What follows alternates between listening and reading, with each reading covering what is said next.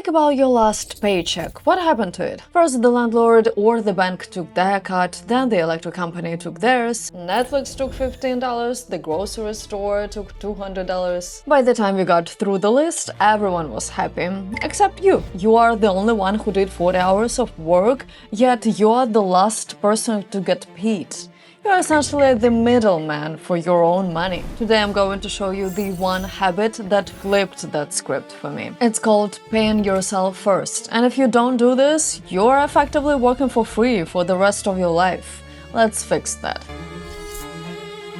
Most of us were taught to handle money using what I called the leftover method. It's a very simple piece of logic. You get paid, you handle your life, and whatever is left by the end of your life goes into your savings.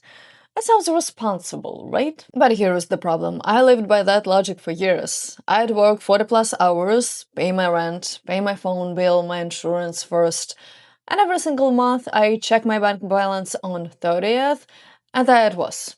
$78. $78. After everyone else reached into my pocket and take what they wanted, I was left with $78. I had just enough to survive, but never enough to actually live. I knew I had to stop being the last person in line for my own money. The habit that changed my entire life was finally admitting that the leftover method was a trap. I had to flip the math. I stopped using income minus expenses equals savings, and I started using income minus savings equals expenses. I decided that I was the most important bill on my desk. Think about it. If you don't pay your electric bill, the lights go out. If you don't pay your landlord, you get evicted. We treat those as non-negotiable because the consequences are immediate. But when we don't pay ourselves, the consequences are invisible, at least for now. The first time I took that future me cut off the top, I was terrified I'd run out of grocery money by week 3. But then something fascinating happened. When I checked my balance and saw a smaller number, I didn't panic. My brain just adjusted. I became more intentional. I started saying a no to impulse buys and the extra things. It turns out you don't actually miss the money you never see. But then when you look at your savings account and you see it growing by hundreds of dollars each month before you even spend on your indulgences, that feeling is addictive. But here is the thing, as much as I wanted to believe I'd mastered my money, I was still fighting against my own biology. Your brain is literally hardwired to hate everything I just told you. Let's stop pretending we are all cold, calculating robots when it comes to our money. If you ever found yourself staring at a shopping cart at 11 p.m. thinking, I've had a rough day and I deserve this, then you know exactly what I'm talking about. We like to imagine that we have this well of discipline, but the truth is your brain is a master at self-persuasion, especially when you're tired. In psychology, there is this concept called decision fatigue. It's the reason why after a day of dodging fires at work and making 1,000 tiny choices, your ability to make a good financial decision just evaporates. You've used up all your mental fuel on big stuff, and by the time you're looking at your bank account, you're not a logical investor. You're an exhausted human looking for a hit of dopamine. The leftover method of saving is essentially a trap designed for that exhausted person. It forces you to get to the end of the month when you're at your weakest and perform a feat of strength. You're asking your most tired self to look at the pile of cash and say, no, let's save it for the person I'll be in 30 years. Most of the time, that person loses. So how do we fix a brain that is literally working against us? The secret isn't to become a person with more willpower. It's to become a person who doesn't need it. Here is exactly how to set up the system so you can finally fire yourself from the impossible job of being your own accountant. Stop waiting for a moment of inspiration to save money. Inspiration is a feeling, and feelings change. If your financial future depends on you being in the mood to be responsible on a Friday afternoon, you've already lost. The wealthiest people have built a system where their money grows by default.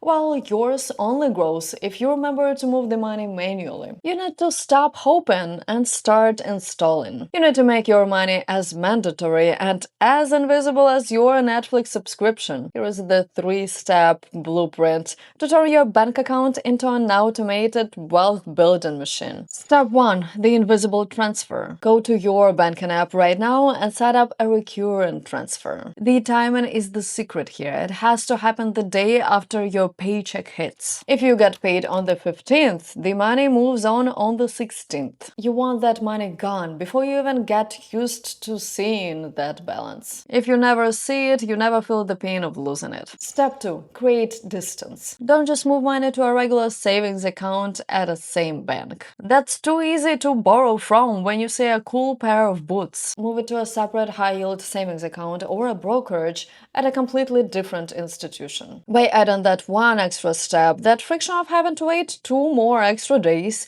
for that transfer to finally clear back to your checking, you're giving yourself a cooling off period for your impulses. Most of the time, the urge will fade before the money even arrives. Step 3. Start small, but start. People ask me how much should I start with? My answer is always start so small that it feels embarrassing. If you can do 10%, do 1%. If you can do $100, do $20. The amount doesn't matter nearly as much as the neural pathway you're building. You're training your brain to realize that the first slice of your paycheck belongs to you, not the world. Once the machine is running, you'll notice something strange. Your life will naturally compress to fit what's left, and you won't even feel the squeeze. You've successfully hacked the system, but now that the money is moving, we need to actually talk about where it's going, because not all the savings are created equal. Now that your money is moving automatically, you've won the first battle, but the wealth is won in the system of yes. Most financial advice is the list of no's. Don't buy this, don't do that. I prefer a system that handles no automatically, so you can say yes to the things you actually love. We use the 3-bucket strategy to create a self-sorting system. It prioritizes your survival and your future first, so that everything else becomes a green light. Bucket 1, the safety net, high-yield savings. This is your sleep better at night fund. It stays in a liquid, high-yield savings account. Its only job is to be there when the car breaks down or the roof leaks. You don't touch this for fun, you touch this for survival. Once this bucket hits 3 to 6 months expenses, you stop filling it and you redirect your money into the bucket 2. Bucket 2, the wealth engine, investments. This is where you stop saving and start growing. This money goes into low-cost index funds, your 401k,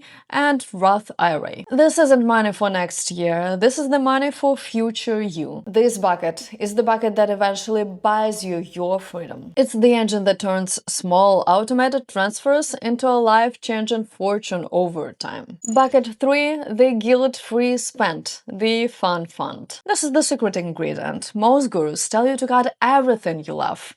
I'm telling you to automate your fun. By setting aside a specific percentage for guilt-free spending, you remove the shame from your life. Want those shoes? Check the bucket first. If money is there, you buy them with zero stress because you know your safety and your future are already handled. By labeling your money, you give it a job. And money with a job is much less likely to go missing at a Target checkout line. And if you think you're too young or don't have enough to start these buckets, let me show you the terrifying math of waiting. Most people think the biggest risk in investing is the market crashing.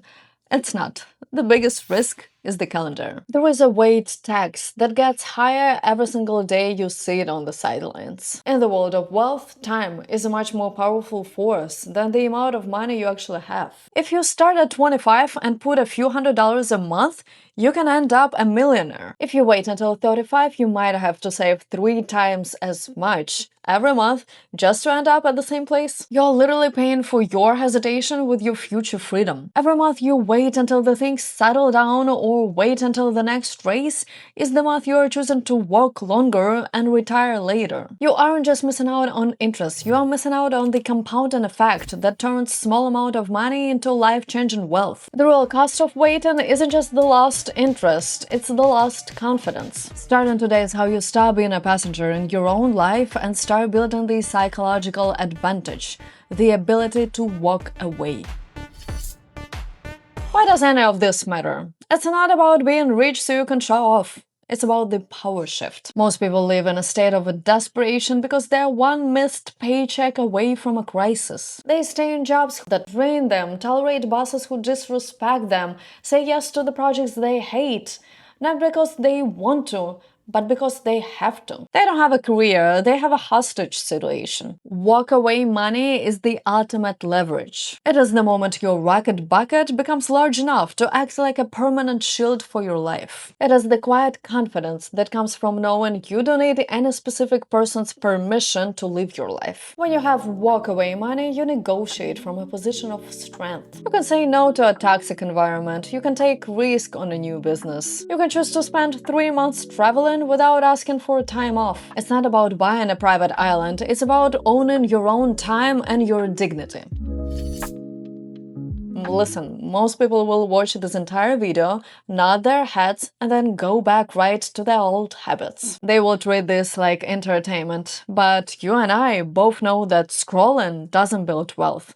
Action does. So here is my challenge to you. Don't try to reinvent your entire existence this afternoon. That's how you fail. Instead, I want you to perform one tiny act of rebellion against your old self. Open your banking app right now and set up an automated transfer of just $50 on your next payday. Commit to this just 3 months. It's a 90-day experiment. I promise you won't miss that $50, but you will become addicted to the feeling of your progress being on autopilot. Once you see that balance climbing while you're at the gym, while you're sleeping, or out with friends, you'll realize the most important truth of all: the system is finally working for you, instead of you working for the system. If this video finally broke the spell for you, hit that like button so we can reach the person who's still stuck where you used to be. Comment below what is the first name you're going to give your Pay Me First bucket. I'm reading every single one. But look, I know what some of you are thinking. You're still waiting for the perfect time to increase that number. You're waiting for the market to look better or your job to feel more secure. Stop. In this video, I'm showing you why seeking perfect timing is a mathematical trap that keeps you broke, and how to start moving before you're even ready. I'll see you over there. Now go pay yourself. It was Mary with you, and I'll see you in the next one.